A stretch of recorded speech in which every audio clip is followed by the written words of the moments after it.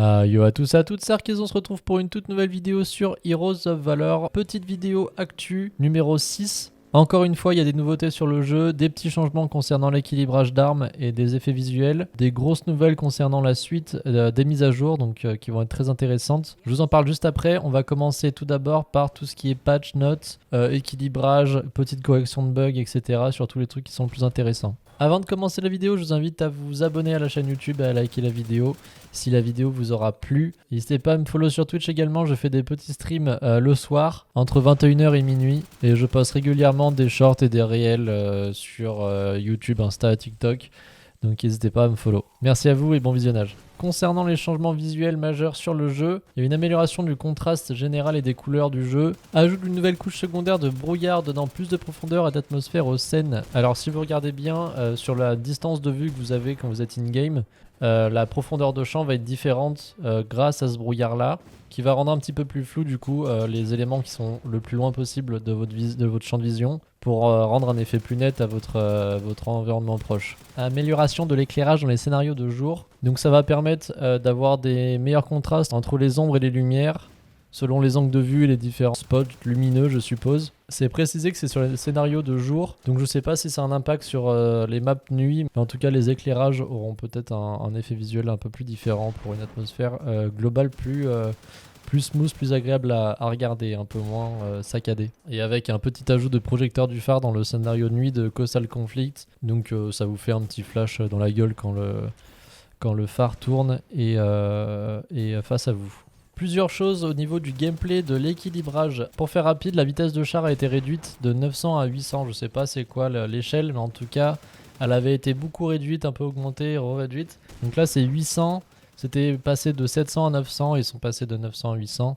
Donc, ils sont en train de travailler sur l'équilibrage du char. Concernant la TNT, le délai d'explosion est passé de 3 secondes à 1,5 secondes. Donc, vu que ça fait pas mal de damage, je pense qu'elle sera plus utilisée sur certaines classes. Parce que 1,5 secondes, on a moyennement le temps de réagir selon comment c'est placé. C'est très intéressant parce que la TNT sur Battlefield Heroes ne servait absolument à rien quand c'était pas placé sur des véhicules. Gros changement sur les grenades simples, donc du Medic, qui sont passés de 100 dégâts à 75 dégâts max. Donc ça va faire une sacrée différence sur certaines situations qui rendaient les kills très faciles au niveau du Medic. Mais le temps de recharge a été réduit de 7 secondes à 5 secondes. Donc ça fait une sacrée différence. Moi qui pense régulièrement acheter ma grenade, je pense qu'on va pouvoir se faire plaisir à en balancer dans tous les sens. Dégâts des triples grenades augmentés de 45 à 50. Ça va, la différence entre la simple et la triple se rapproche, mais ça reste relativement équilibré. Zone de combat de base principale élargie pour les équipes de Ruin Rumble afin d'éviter le spawn kill par les snipers. Alors j'ai pas très bien compris, j'arrive pas trop à visualiser la différence. J'ai l'impression que c'est un peu mangé dans le side des Nations, le side des Royals. Donc on peut aller un peu plus loin dans la zone ennemie. Je vois pas trop en quoi ça peut éviter le spawn kill par les snipers, à part que le combat, on peut aller faire décamper globalement les snipers qui sont derrière les murets. De mon point de vue, c'est pas les plus dérangeants ceux qui campent derrière les murets, en sachant qu'on pouvait déjà aller un peu dans la zone adverse pendant 10 secondes et avoir le temps de les tuer, etc. etc. Donc je sais pas, on va voir comment ça se déroule. J'ai pas rejoué sur cette map depuis qu'il y a eu cette mise à jour là.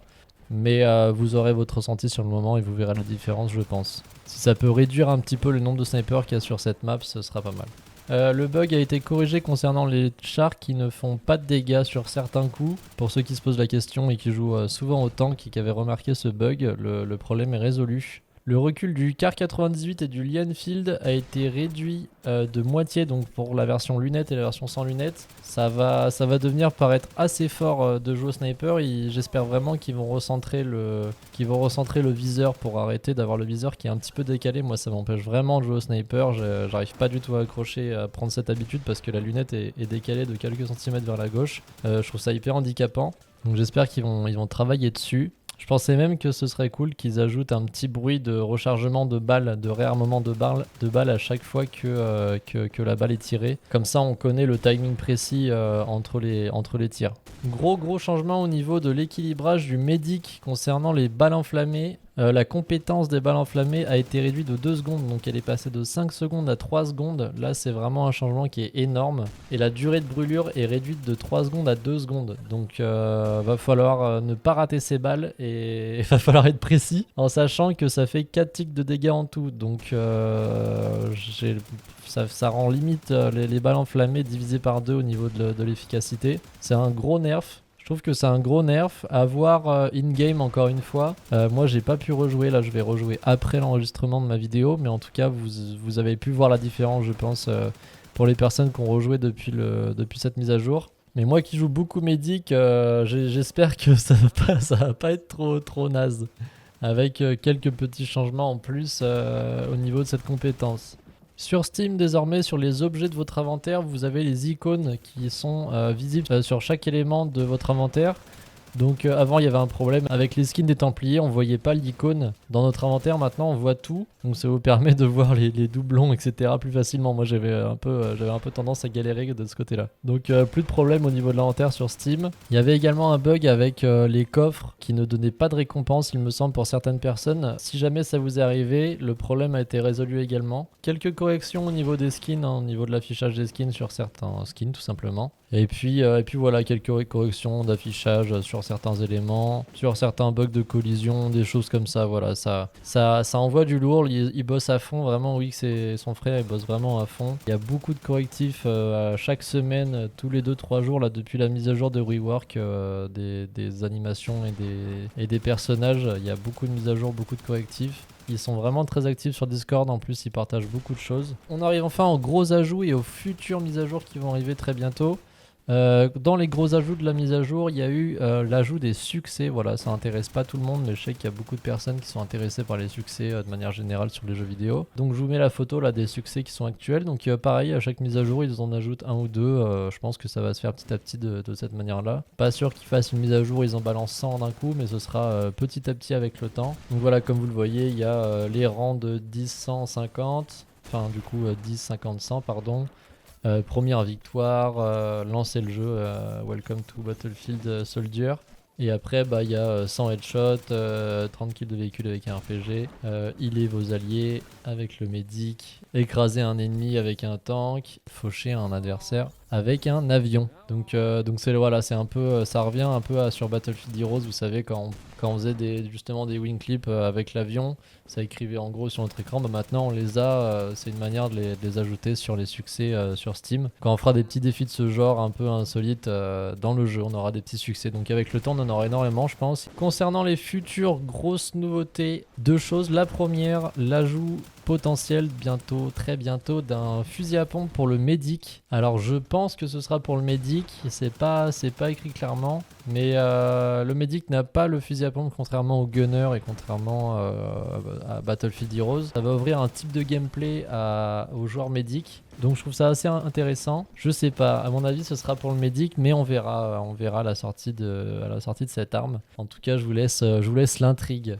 Le modèle a été également posté sur Sketchfab, donc un site qui permet d'uploader des modèles 3D en ligne et au public. Donc il y a moyen que Wix partage des modèles 3D de temps en temps de différents éléments sur lesquels il travaille. Donc ça peut être très intéressant, c'est une nouvelle source d'information, c'est très très cool. Et dernière grosse nouveauté, une grosse nouvelle map qui fait penser énormément, je trouve, à Buccaneer Bay de Battlefield Heroes. Donc ce sera une map sous la neige. On ressent l'inspiration générale, on va dire, de Buccaneer Bay, du premier point qui est le bateau sur la glace, bateau qui est placé qui est un élément central voilà, sur la plage / sur la glace, parce que sur Buccaneer Bay c'était sur la plage.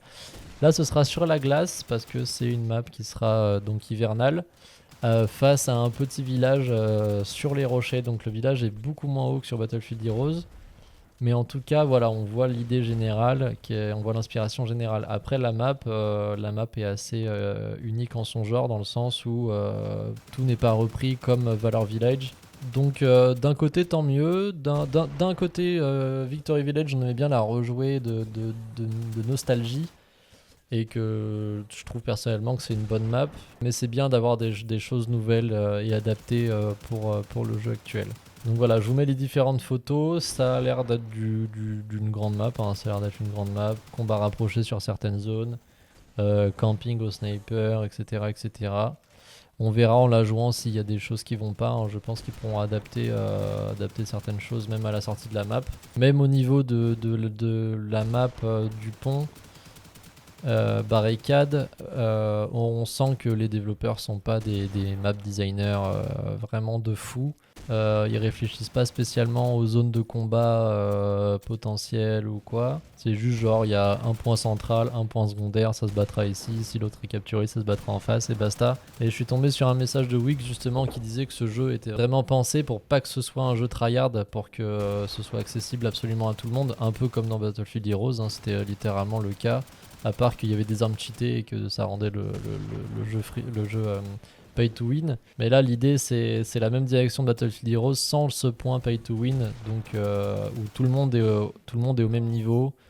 C'est aussi pour ça qu'il n'y a pas de dégâts d'headshot sur les armes, etc. C'est pour laisser l'accès à tout le monde et qu'il n'y ait pas de frustration et de méga tryhard de personnes qui lavent les lobbies parce qu'ils tirent dans la tête mieux que les autres ou ce genre de choses. Enfin voilà, j'en parle sans trop avoir réfléchi à la question, mais à mon avis, ils se prennent pas trop la tête au niveau de l'anticipation des combats sur les différentes maps, sur les trajectoires qui seront prises par les joueurs et où est-ce que le combat sera concentré, où est-ce qu'il peut être déplacé, etc.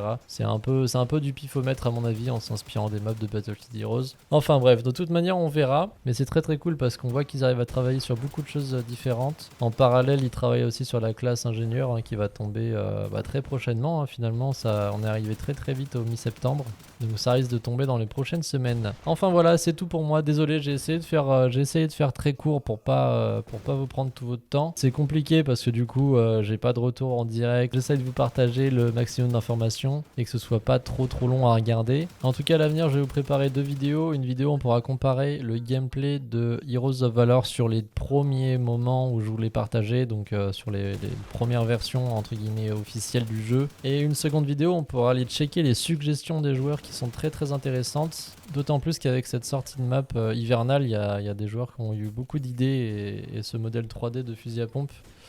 Ça a inspiré beaucoup de monde au niveau des suggestions, donc je pense que ça peut être très intéressant d'aller jeter un coup d'œil sur les choses qui sont les plus recommandées, les plus hype. Parce que c'est celles qui auront un potentiel d'être implantées dans le jeu par les développeurs parce que ils verront que la majorité est d'accord avec telle ou telle personne qui donne telle ou telle idée.